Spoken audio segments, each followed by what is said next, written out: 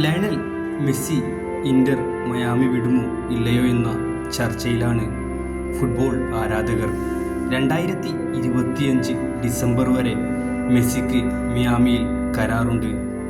മിയാമിക്ക് വേണ്ടി മികച്ച പ്രകടനമാണ് താരം കാഴ്ചവെച്ച് കൊണ്ടിരിക്കുന്നത്. ഇതുവരെ 50 ഗോളുകൾ മെസ്സി നേടി. ഈ വർഷം നടന്ന ക്ലബ്ബ് വേൾഡ് കപ്പിൽ മയാമിയെ പ്രീ ക്വാർട്ടർ വരെ ലയണൽ മെസ്സി എത്തിച്ചു. അടുത്ത വർഷം വേൾഡ് കപ്പ് നടക്കുന്നതിനാൽ മികച്ച ലീഗിലേക്ക് മെസ്സി പോയേക്കുമെന്ന് റിപ്പോർട്ടുകൾ ഉണ്ട്.